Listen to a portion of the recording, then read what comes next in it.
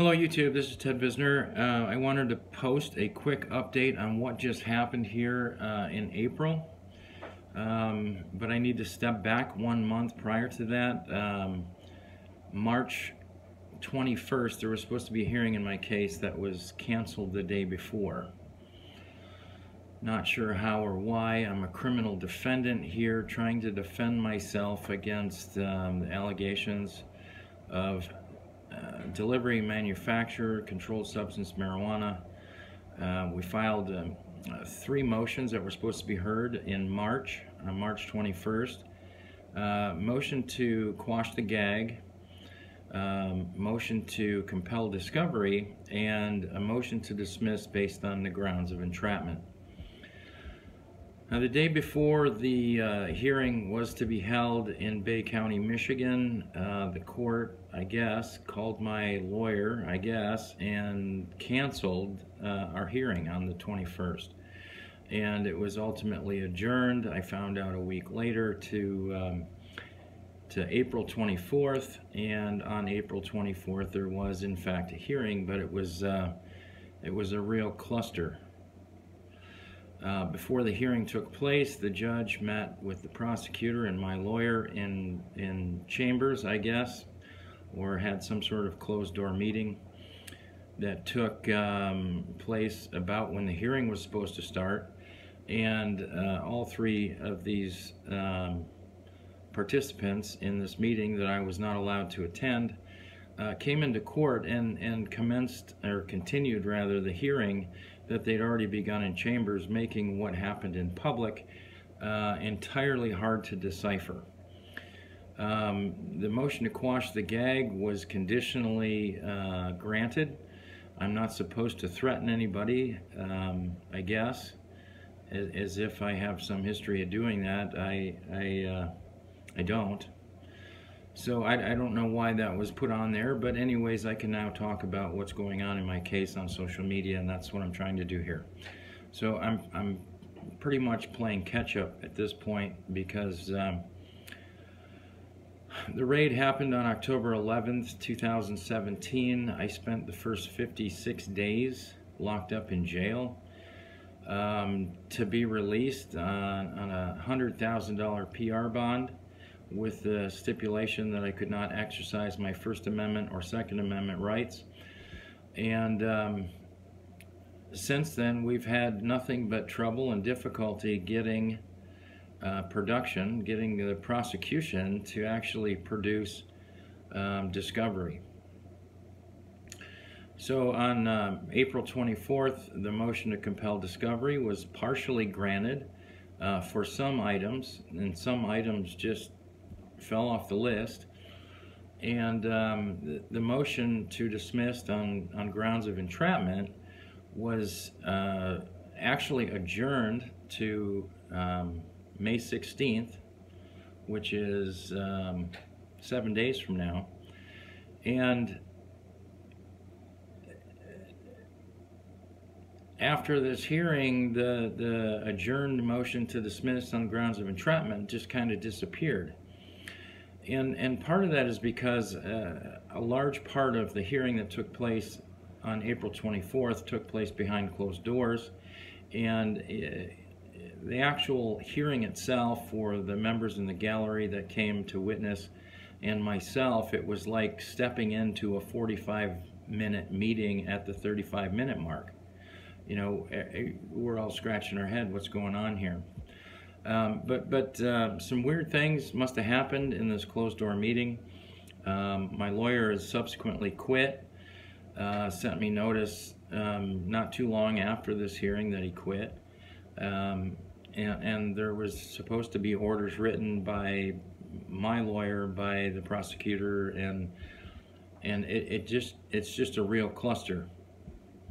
And I wanted to get this out because in the motion to dismiss for entrapment grounds, the police acquired a fraudulent medical marijuana card issued by the state of Michigan, issued by the Department of Licensing and Regulatory Affairs,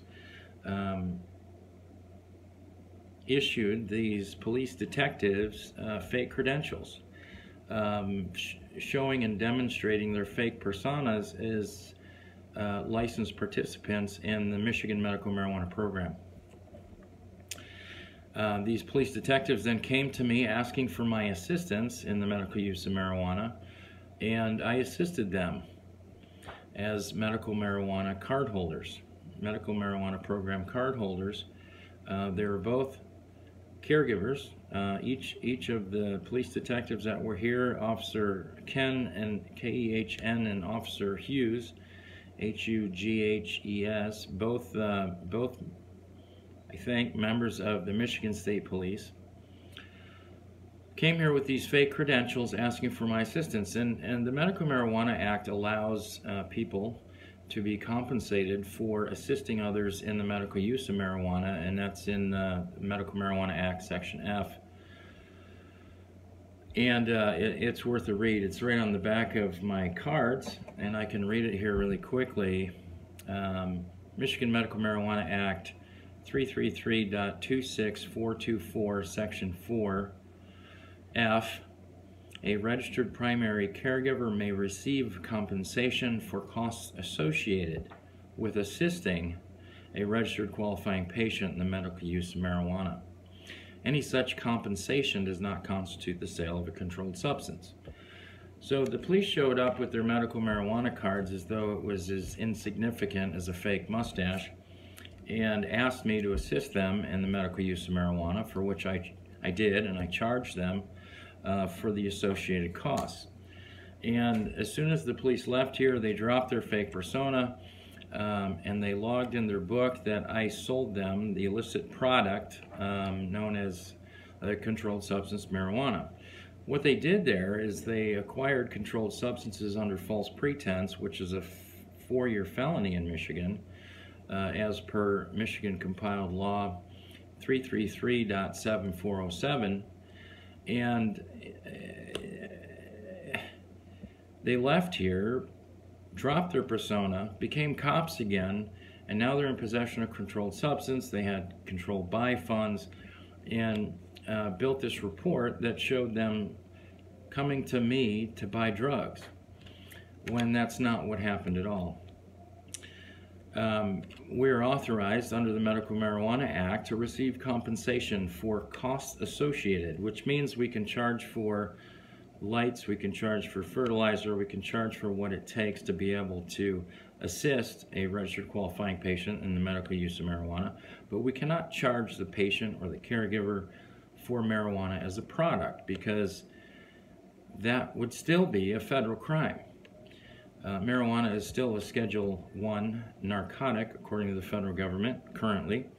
And Michigan can't make medical marijuana legal and then say people can go out and sell marijuana as a product, because it's still a federal crime.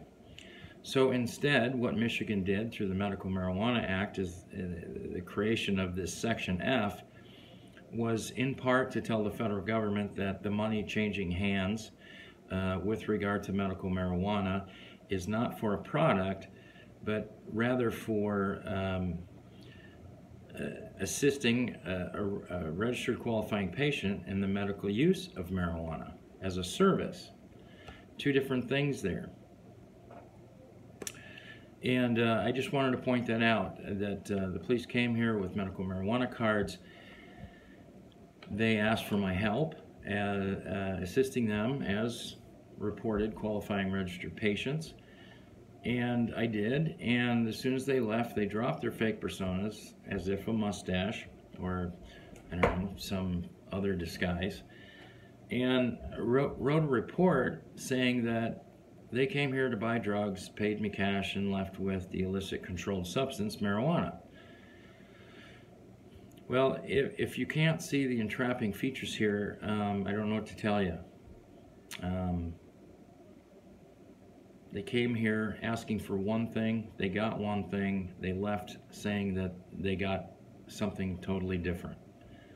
Again, Michigan Medical Marijuana caregivers are allowed to receive, primary caregivers are allowed to receive compensation for the costs associated with assisting a registered qualifying patient in the medical use of marijuana, And the last sentence of Section F says, any such compensation does not constitute the sale of a controlled substance.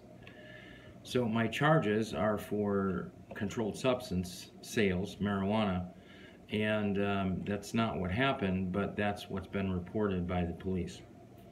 Anyways, I didn't want this to be too long. We're already at 10 minutes, so please stay tuned because there's going to be more updates. My lawyer quitting right in the middle of this mess is crazy.